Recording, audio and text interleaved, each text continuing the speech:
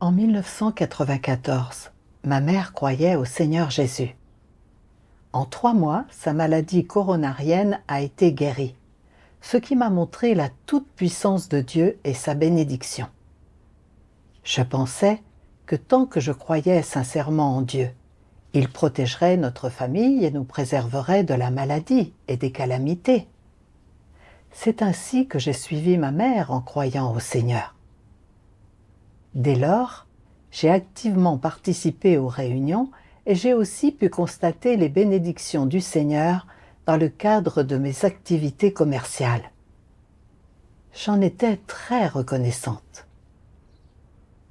Le 1er juin 2002, j'ai entendu l'évangile de l'arrivée du Seigneur Jésus et j'ai découvert que Dieu était redevenu chair pour accomplir son œuvre et sauver les gens une dernière fois. Je me disais que j'étais vraiment bénie et que je devais saisir cette ultime opportunité et faire mon devoir avec application. En novembre 2002, j'ai abandonné mon activité dans l'industrie du bois et ai consacré tout mon temps à faire mon devoir. Je me suis dit, tant que je crois sincèrement en Dieu, que je m'active çà et là et que je me dépense pour lui, il me bénira et s'assurera que tout aille bien. Donc, je m'affairais du matin au soir à l'église. Je ne me lassais jamais ni ne fatiguais. En 2012, j'ai amené mon fils dans la maison de Dieu. Après cela, mon fils faisait son devoir avec moi à l'église. Je me suis dit, durant toutes ces années, mon fils et moi avons tout abandonné et avons consacré tout notre temps à nous dépenser pour Dieu. Nous obtiendrons forcément la protection et les bénédictions de Dieu. Mais alors que je me dépensais avec passion pour recevoir de plus grandes bénédictions, un incident soudain a fait voler en éclats mon rêve d'obtenir des bénédictions. Le 17 octobre 2020, peu après 18 heures, mon fils m'a appelé. D'une voix triste, il a dit « Maman, je suis tombé malade, viens vite ». À ce moment-là, je n'y ai pas vraiment cru et j'ai répondu « Quand je t'ai vu à midi, tu avais l'air en forme. C'était il y a quelques heures seulement. Alors, comment peux-tu être malade tout à coup ?» Mon fils a dit d'un ton impatient « Maman, cette maladie est très grave. Viens tout de suite. » Je me suis dépêchée et j'ai pris un taxi pour me rendre là où était mon fils. Dès que je suis rentrée dans la chambre, mon fils a dit « Maman, je ne peux pas me lever. Je ne ressens plus le bas de mon corps. » J'ai vu mon fils qui était incapable de bouger et mon esprit s'est figé. Le jeune frère qui était à côté de lui a dit précipitamment « Nous devons l'emmener à l'hôpital tout de suite. » J'ai alors repris mes esprits. Le jeune frère et moi avons soulevé mon fils. Nous étions sur le point de descendre les escaliers, mais les jambes de mon fils étaient toutes flasques et il ne pouvait pas faire un seul pas. Nous étions impuissants. Nous avons donc appelé le numéro d'urgence et il a été emmené à l'hôpital. Le docteur a dit « Ces symptômes évoquent le syndrome de Guillain-Barré, mais cette maladie n'est pas facile à soigner. Il y a peu, nous avons diagnostiqué cette même maladie à l'une de nos infirmières. Bien qu'elle ait dépensé 60 000 ou 70 000 yuan, elle n'a pas été guérie et est quand même morte. » Ça a été un énorme choc. Et d'un seul coup, mes jambes ont faibli. J'étais très nerveuse et je me suis dit « Comment mon fils a-t-il pu contracter soudainement cette terrible maladie ? Mon fils et moi avons quitté notre maison et sommes venus ici pour faire notre devoir. Comment une chose pareille peut-elle nous arriver ? Pourquoi Dieu ne nous a-t-il pas protégés ? Je n'osais pas y croire. Le médecin nous a dit de nous rendre immédiatement dans un hôpital de province. car les chances de guérir de cette maladie seraient plus grandes là-bas. Une lueur d'espoir a illuminé mon cœur. Mais une fois de retour dans la chambre d'hôpital de mon fils, lorsque je l'ai vu allongé là, mon cœur s'est serré. Je n'avais que 20 000 yuan, et ce n'était pas assez pour le soigner. Je n'ai pas pu m'empêcher de rejeter en partie la faute sur Dieu. Cela faisait plusieurs années que je faisais mon devoir loin de chez moi. Je n'ai jamais dit non à aucun devoir que l'Église prévoyait pour moi. C'est ainsi que je me dépensais. Comment Dieu a-t-il pu laisser cela arriver à mon fils? Allongé dans mon lit, je ne cessais de me retourner, incapable de dormir. Je me répétais sans cesse dans ma tête: Dieu ne laissera pas mon fils mourir, n'est-ce pas? C'est peut-être une épreuve de Dieu. Sans doute est-il en train de tester notre foi. Ou alors, peut-être que mon fils ira mieux quand le soleil se lèvera. Je n'ai pas fermé l'œil de la nuit. Mon cerveau a ainsi tourné en boucle jusqu'au lendemain. J'ai très vite confié mon devoir à quelqu'un d'autre et emmené mon fils à l'hôpital de province. Après que le médecin de garde a examiné l'état de mon fils, il m'a dit: « Au premier abord, les symptômes ressemblent à ceux du syndrome de Guillain-Barré. Mais nous devons attendre le diagnostic demain avant de combattre la maladie avec un traitement. Vous devez rester en alerte ce soir. Il est probable qu'il meure si sa respiration se bloque. » En entendant cela, j'étais sous le choc. Mon fils pourrait-il réellement ne pas échapper à la mort? J'avais vraiment peur que mon fils ne passe pas la nuit. Plus je réfléchissais, plus j'avais peur, et je me hâtais de prier Dieu en silence. Dieu, je t'en prie, sauve mon fils. Tu es tout-puissant, et si tu apportais ton aide, il pourrait survivre. Dieu, je ne te demande rien d'autre. Tout ce que je souhaite, c'est que tu protèges mon fils et que tu le laisses vivre. Après avoir prié, mon cœur était légèrement plus calme. Cette nuit-là, j'ai prié Dieu sans relâche et je n'ai pas lâché mon fils des yeux. Dès que je l'entendais respirer avec difficulté, je le réveillais immédiatement. J'avais peur qu'il s'étouffe. Le matin du 3e jour, on lui a diagnostiqué une myélite transverse aiguë. Le médecin-chef a dit: « S'il ne meurt pas, il deviendra certainement paraplégique ou finira dans un état végétatif. » En entendant les mots du médecin, j'étais au bord de la crise de nerfs. Je me suis dit: s'il devient paraplégique ou un légume, c'est comme si sa vie était finie, non?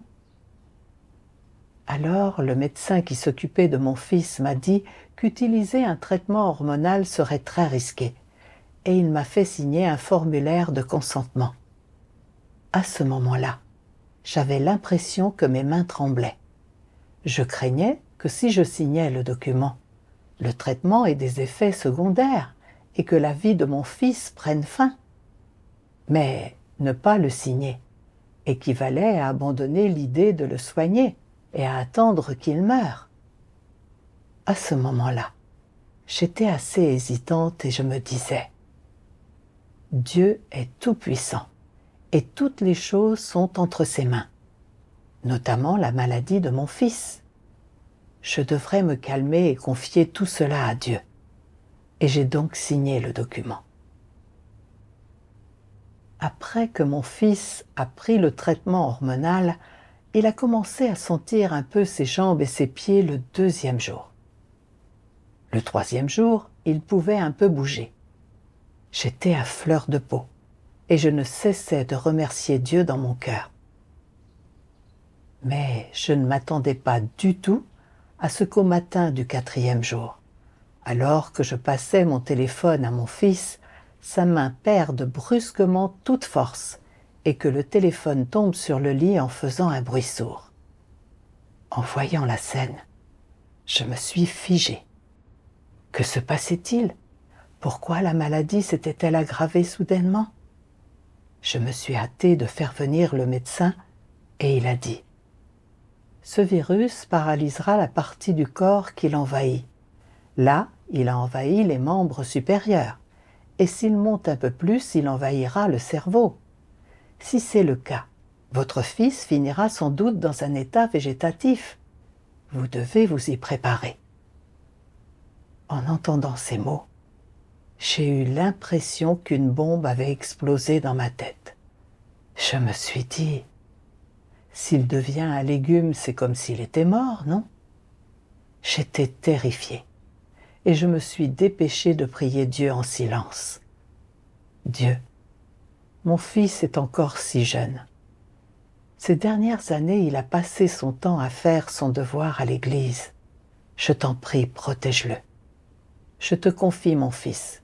C'est toi qui décides s'il meurt ou s'il vit.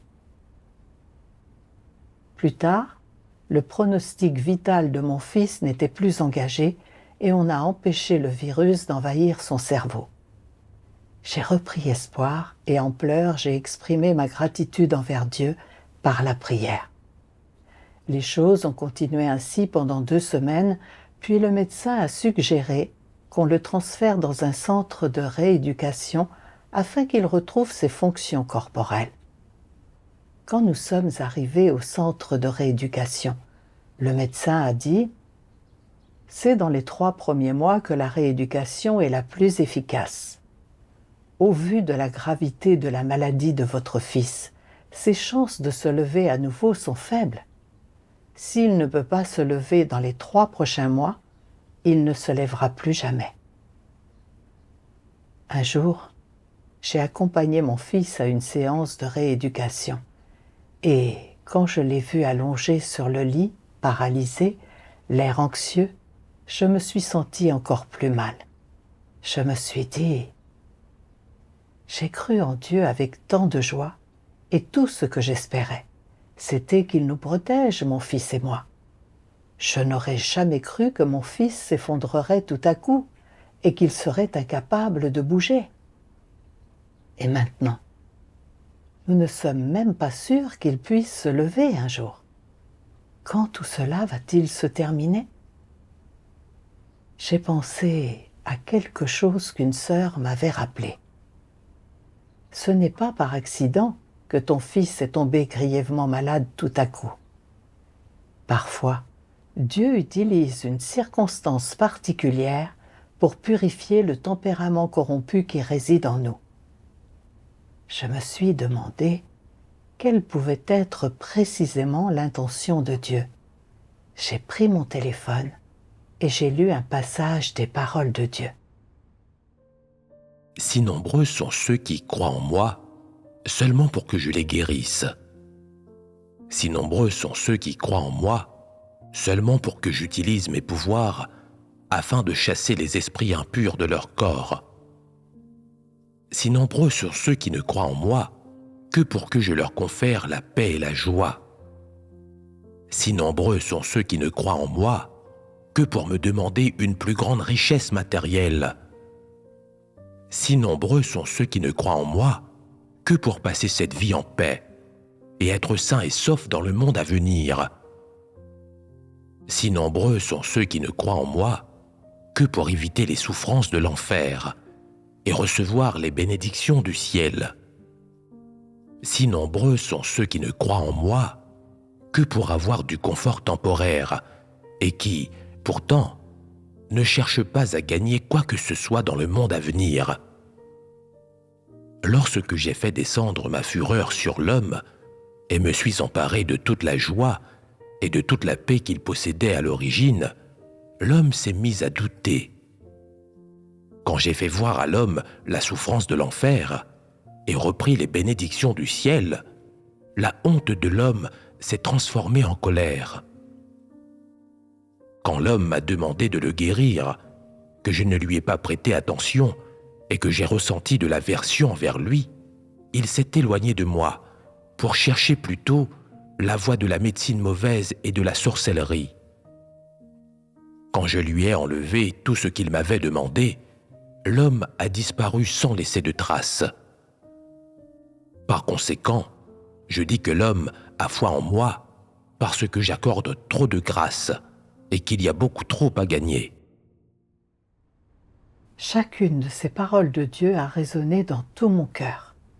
Il a exposé le fait que les visions des gens dans leur croyance en Dieu sont incorrectes et que tous ont des intentions et des buts qui leur sont propres. Ils adressent à Dieu des demandes et des sollicitations afin d'obtenir de lui la grâce et des avantages. J'étais précisément ce genre de personne. Au début, j'ai constaté qu'après que ma mère a commencé à croire au Seigneur, sa grave maladie coronarienne a été guérie. Ce n'est qu'après avoir vu les bénédictions de Dieu de mes propres yeux que j'ai commencé à croire en lui, à renoncer à me dépenser pour lui. Je voulais également que Dieu me protège, qu'il me préserve et qu'il s'assure que tout aille bien. Qu'importe ce à quoi j'étais confrontée, maladie, calamité ou difficulté en tout genre, j'implorais toujours l'aide de Dieu. J'avais considéré Dieu comme un refuge. Après avoir accepté l'œuvre de Dieu des derniers jours, j'étais encore plus disposée à m'activer et à me dépenser pour lui, me disant que si je continuais ainsi, je recevrais sans doute de plus grandes bénédictions de Dieu.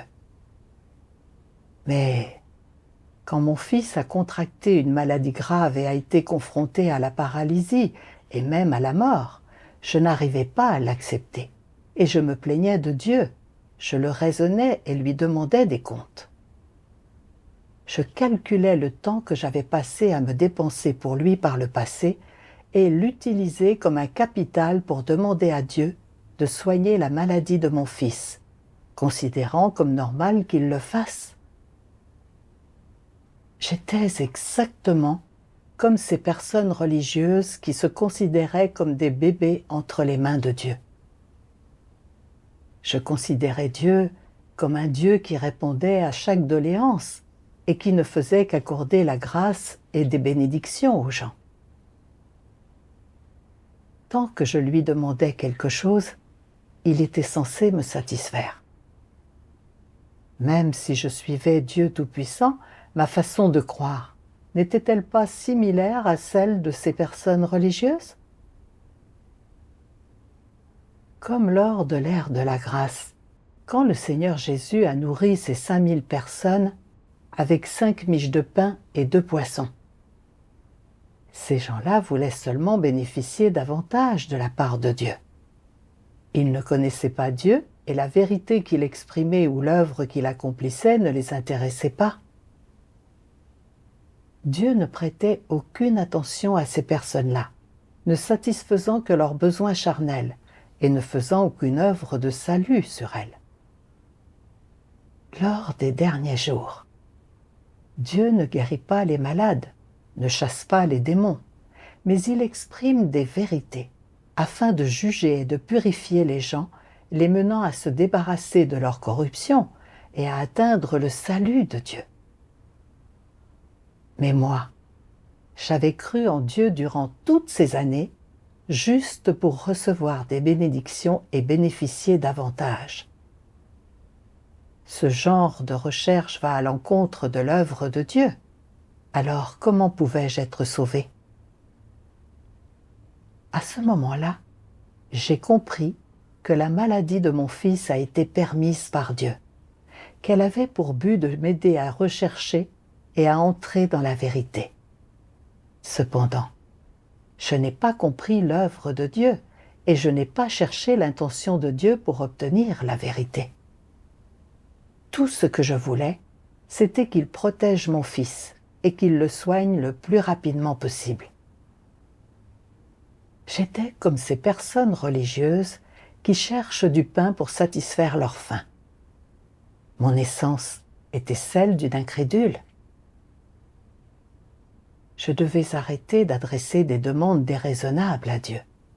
Peu importe si la maladie de mon fils s'aggravait, j'étais disposée à me soumettre et à faire l'expérience de l'œuvre de Dieu. Dès lors, mon fils devait faire 6 types de séances de rééducation chaque jour. Dès qu'il en finissait une, il était en nage. Après environ 2 semaines, il a retrouvé des sensations dans ses bras et ses jambes. J'ai vu la lumière au bout du tunnel et tous les jours, j'espérais qu'un miracle ait lieu, espérant qu'un jour mon fils puisse à nouveau se lever. Mais les choses ne se sont pas passées ainsi. Un jour, alors que j'accompagnais mon fils à l'une de ces séances, il a déféqué dans son pantalon. À l'époque, être témoin d'une scène pareille était très choquant. Même si la vie de mon fils n'était plus en danger, il avait quand même une poche urinaire et des couches tous les jours. Que c'était douloureux de vivre ainsi. Mon fils venait de fêter ses 30 ans. Il était encore jeune. Comment pouvait-il continuer ainsi dans le futur? Le découragement a envahi mon cœur et je me suis présentée devant Dieu, le priant en silence. Dieu, si mon fils ne peut pas se débrouiller tout seul, comment s'en sortira-t-il dans le futur? Dieu, je crois en ton pouvoir. Si mon fils arrive à nouveau à se lever, je travaillerai plus dur et ferai mon devoir avec application. C'est certain. Je me suis rendu compte qu'une telle prière n'était pas conforme à la volonté de Dieu. J'ai donc réfléchi sur moi-même. J'avais dit que j'étais disposée à me soumettre aux orchestrations et aux arrangements de Dieu. Alors, pourquoi avais-je de nouveau adressé une demande à Dieu? À ce moment-là, je me suis souvenue des paroles de Dieu. Vous désirez grandement que Dieu se réjouisse en vous. Pourtant, vous êtes loin de Dieu. Quel est le problème ici? Vous n'acceptez que ses paroles, mais pas son émondage, et vous êtes encore moins capable d'accepter chacun de ses arrangements, d'avoir une foi complète en lui. Quel est donc le problème ici? Au bout du compte, votre foi est une coquille vide qui ne peut jamais faire éclore un oisillon. Car votre foi ne vous a pas apporté la vérité ou donné la vie, mais vous a donné à la place un sens illusoire de subsistance et d'espérance. C'est ce sens de subsistance et d'espérance, et non la vérité et la vie, qui est l'objectif de votre foi en Dieu. Ainsi, je dis que la trajectoire de votre foi en Dieu n'a été autre qu'une tentative de vous attirer les bonnes grâces de Dieu à travers la servilité et l'impudence, et ne peut d'aucune façon être considérée comme une vraie foi. Comment un oisillon pourrait-il naître d'une telle foi? En d'autres termes, que peut accomplir une telle foi? Le but de votre foi en Dieu est de l'utiliser afin de réaliser vos propres objectifs. N'est-ce pas un fait supplémentaire de votre offense contre le tempérament de Dieu? Après avoir lu ces paroles de Dieu, j'ai senti mes joues me brûler. Ces paroles me donnaient l'impression que Dieu me jugeait en personne. Quand le médecin a dit que mon fils n'allait probablement pas guérir, j'avais placé tous mes espoirs en Dieu, prononçant des paroles agréables afin de flatter Dieu et m'attirer ses bonnes grâces. Quand Dieu a protégé mon fils et l'a éloigné des portes de la mort, je l'ai remercié avec joie.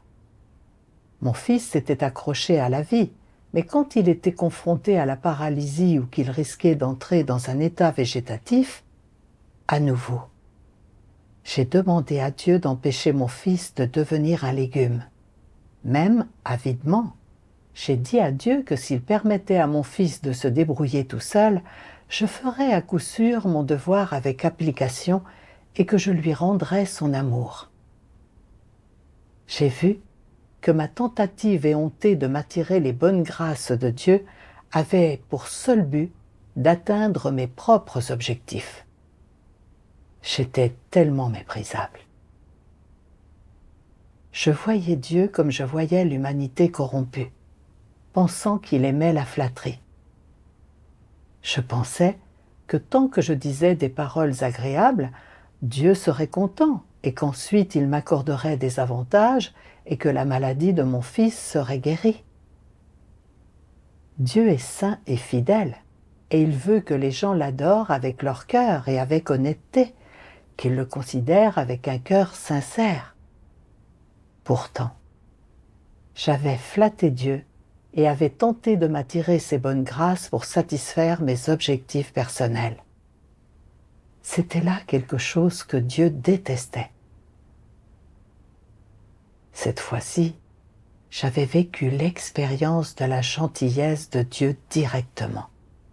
S'il n'avait pas arrangé de telles circonstances, je n'aurais jamais compris que durant toutes ces années, ma croyance ne m'avait servi qu'à obtenir sécurité et bénédiction.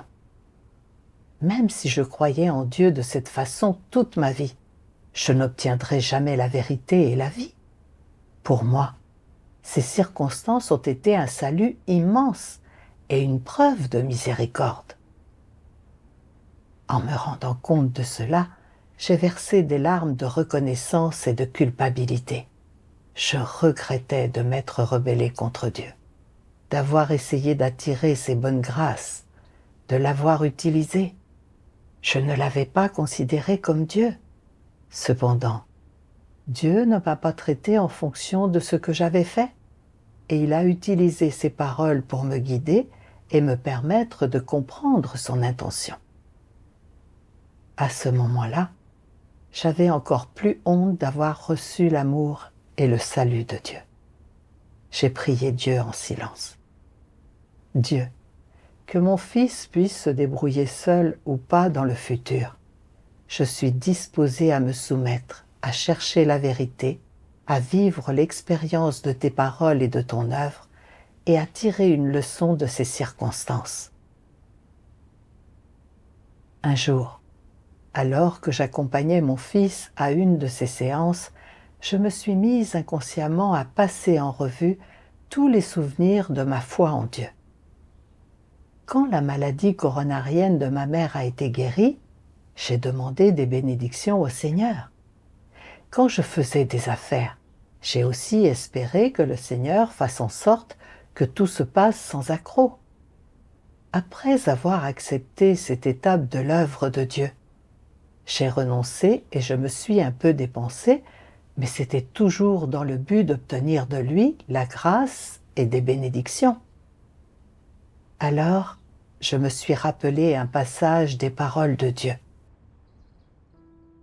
Le tempérament de l'homme est devenu extrêmement vicieux et sa raison terriblement engourdie, tandis que sa conscience a été complètement piétinée par le malin et a depuis longtemps cessé d'être sa conscience originelle. L'homme n'a non seulement aucune reconnaissance envers Dieu incarné pour avoir accordé tant de vie et de grâce à l'humanité, mais il est même devenu aigri envers Dieu pour lui avoir donné la vérité. Il est aigri envers Dieu parce qu'il n'a pas le moindre intérêt pour la vérité. L'homme est incapable de donner sa vie pour Dieu incarné, mais il essaie tout de même d'en soutirer des faveurs et revendique un intérêt qui est des dizaines de fois plus grand que ce qu'il a donné à Dieu.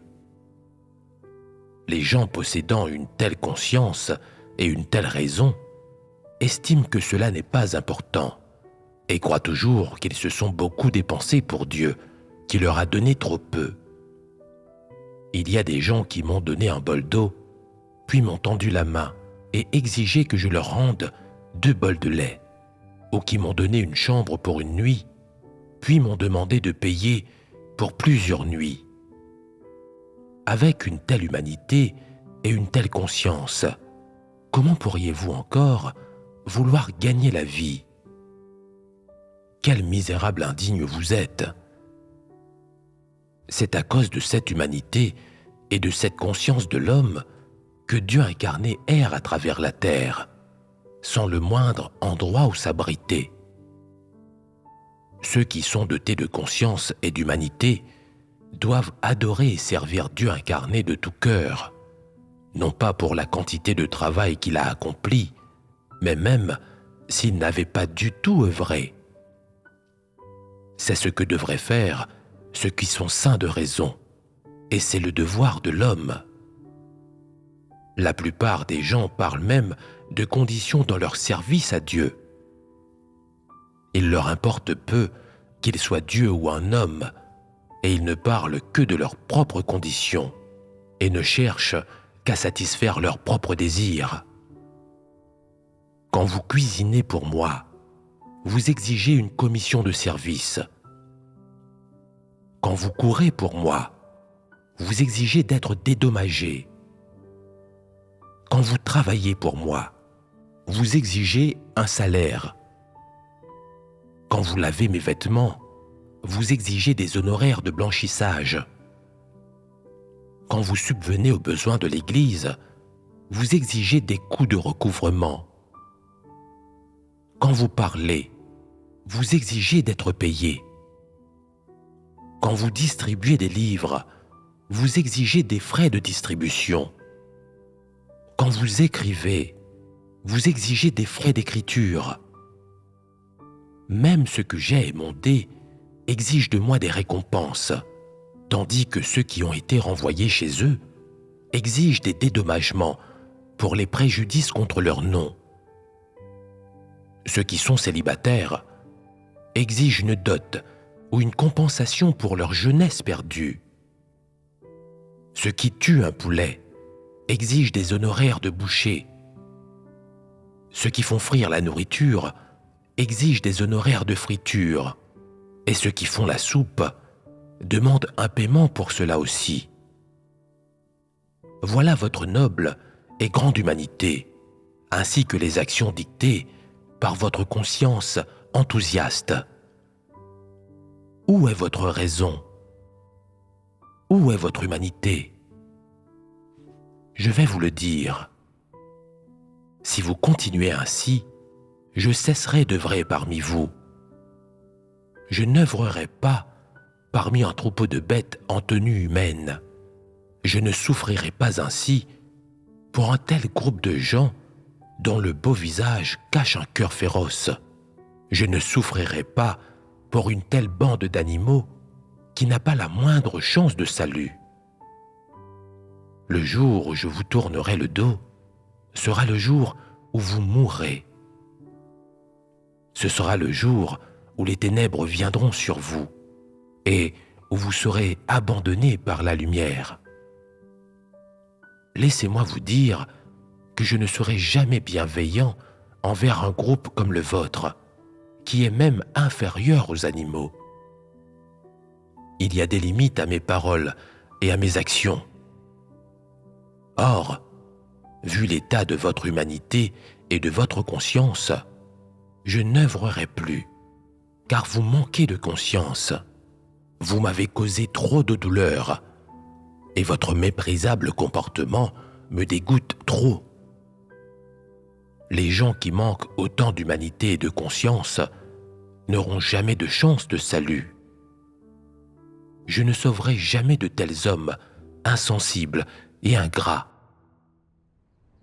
Avant, quand je lisais ce passage des paroles de Dieu, je ne l'appliquais jamais à moi, et je prenais même ces gens de haut. Je pensais que les personnes qui demandaient des choses à Dieu et réglaient leurs comptes avec lui devaient avoir peu d'humanité. En lisant ces paroles aujourd'hui, mes joues se sont enflammées. C'était comme si j'avais reçu une gifle. C'était très humiliant. N'étais-je pas exactement ce genre de personne? Après avoir commencé à croire en Dieu, je pensais que Dieu protégerait ma famille et la préserverait du désastre. J'ai renoncé à tout pour obtenir de plus grandes bénédictions. Je faisais mon devoir de bon cœur, quel qu'il soit, et je croyais que puisque je me dépensais, Dieu m'accorderait la grâce et des bénédictions. C'était comme si j'achetais une assurance pour me protéger dans le monde.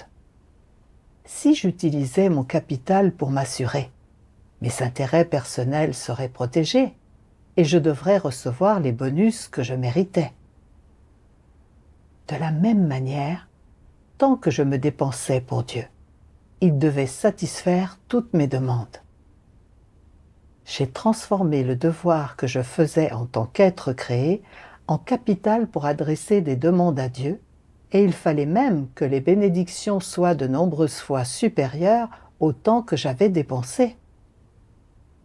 Quand mon fils est tombé malade, j'ai calculé le temps que j'avais dépensé au fil des années et je croyais dur comme fer que Dieu allait guérir la maladie de mon fils. Aussi, avidement, j'ai demandé que Dieu accomplisse un miracle afin que mon fils puisse à nouveau se lever et se débrouiller tout seul. Je pensais que tant que je croyais en Dieu, il devrait prendre soin de moi et satisfaire toutes mes demandes. Sinon, Dieu aurait été injuste. C'est ainsi que j'ai éhontément contraint Dieu et que je lui ai adressé des demandes avec une assurance effrontée. Je n'avais pas une once d'humanité et de raison. J'ai pensé à Paul pendant l'ère de grâce, lorsqu'il a subi des souffrances considérables en répandant l'Évangile sans poursuivre la vérité ni chercher à changer de tempérament. Il a transformé sa souffrance, le prix qu'il a payé et son dur labeur en une condition et en un genre de capital pour entrer dans le royaume des cieux et demander une couronne de justice à Dieu. Il a dit « J'ai combattu le bon combat, j'ai achevé la course, j'ai gardé la foi. Désormais la couronne de justice m'est réservée. » Paul pensait que si Dieu ne lui accordait pas cette couronne, c'est qu'il n'était pas juste. Il s'est prononcé publiquement contre Dieu, et par conséquent, il a offensé le tempérament de Dieu et a été puni. Le chemin que je suivais n'était-il pas le même que celui de Paul ? Ce chemin n'était pas celui de la poursuite de la vérité ni du changement de tempérament. C'était seulement celui de la poursuite de l'obtention de grâce et de bénédiction. J'ai vu que j'utilisais mes années passées à renoncer, à me dépenser et à travailler dur, mais aussi le fait que mon fils ait renoncé à sa jeunesse et au mariage après avoir cru en Dieu comme un capital pour contraindre Dieu. Quand Dieu ne satisfaisait pas mes désirs, je le remettais en question. J'étais hostile envers lui et je me prononçais contre lui. J'étais vraiment sans vergogne. Plus j'y pensais, plus je me rendais compte que mon comportement avait offensé le tempérament de Dieu et avait provoqué sa fureur. J'avais peur, car si je ne me repentais toujours pas, je devrais certainement faire face à la punition de Dieu, à l'instar de Paul. J'ai vite prié Dieu et je me suis repenti. Dieu, durant toutes ces années, je ne t'ai pas adoré sincèrement. Je t'ai toujours considéré comme un objet à utiliser et je t'ai demandé de satisfaire mon désir de bénédiction. Je suis tellement méprisable. Dieu, je souhaite me repentir auprès de toi. Qu'importe si mon fils vit ou meurt, qu'il soit paralysé, je ne me plaindrai plus jamais de toi. Et je suis disposé à me soumettre à toutes les circonstances que tu orchestres et à agir comme un être créé, avec raison et humanité, pour te rendre ton amour et réconforter ton cœur. Après cela, j'ai dit à mon fils, « Corrigeons notre état d'esprit et prenons les choses comme elles viennent. Nous ne pouvons pas demander à Dieu de guérir ta maladie. Alors tirons une leçon de soumission. Même si tu finis paralysé et que tu ne peux plus jamais te lever, nous ne devons pas nous plaindre. » Il a répondu, « Tu as raison, La naissance et la mort des gens sont entre les mains de Dieu. Il a déjà déterminé cela. Je suis disposée à me soumettre à lui. Après cela, mon fils et moi n'éprouvions plus autant de souffrance, et je n'ai plus demandé à Dieu que mon fils aille mieux plus rapidement. Nous avons vécu les choses comme elles sont venues. Contre toute attente, assez vite, l'état de mon fils s'est mis à s'améliorer de jour en jour. Un jour, mon fils faisait, comme à son habitude, des allers-retours dans le couloir sur son fauteuil roulant.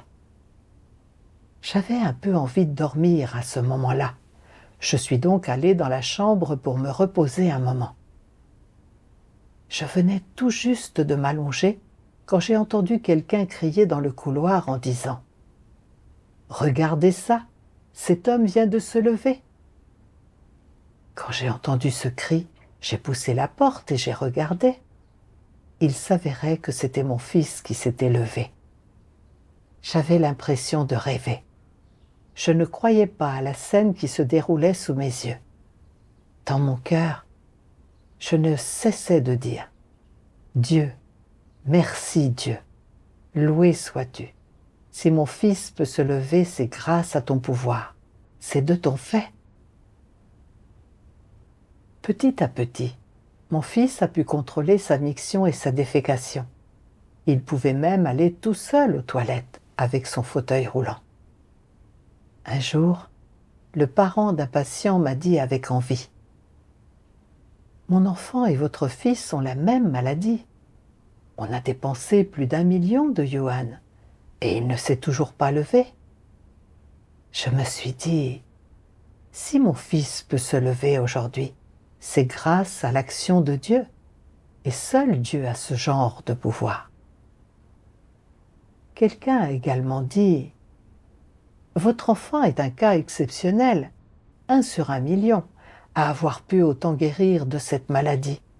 Vous avez beaucoup de chance. » J'ai souri et acquiescé, et sans cesse j'ai remercié Dieu dans mon cœur. Quelques jours plus tard, nous sommes partis de l'hôpital et sommes retournés à la maison. Je suivais Dieu Tout-Puissant depuis 21 ans. Quand j'y repense, Dieu m'a accompagné tout au long de ce processus pas à pas. Le problème, c'est que j'étais trop rebelle et j'ai relié ma foi en Dieu à des conditions supplémentaires. J'ai fait des transactions avec Dieu afin d'obtenir la grâce et des bénédictions. Si Dieu n'avait pas utilisé la maladie de mon fils pour m'exposer et faire voler en éclats mon rêve d'obtenir des bénédictions, je ne me serais pas rendu compte de cette vision fallacieuse dans ma foi en Dieu. J'ai compris que la raison de ma croyance en Dieu était vraiment affreuse et méprisable. Vivre l'expérience de cette œuvre de Dieu m'a donné l'impression que la maladie de mon fils avait été un énorme salut pour nous. L'amour de Dieu ne réside pas seulement dans la grâce et les bénédictions. Au contraire, son véritable amour réside dans la maladie et la douleur, le jugement et le châtiment, les épreuves et l'épurement, et tout cela dans le but de me purifier et de me changer. La maladie de mon fils m'a aussi permis de faire l'expérience de la belle, bonne et juste essence de Dieu. À présent, mon fils s'est plutôt bien remis de la maladie. Je pense au médecin qui a condamné mon fils à mort et aujourd'hui, non seulement mon fils peut se débrouiller tout seul, mais en plus, il peut m'aider à faire quelques tâches. Et cela, je n'avais pas osé l'espérer. Je vois que Dieu exerce sa souveraineté sur tout et arrange toutes choses, que l'autorité sur la vie et la mort d'un homme repose entre ses mains et qu'il commande tout. Toute la gloire soit rendue à Dieu.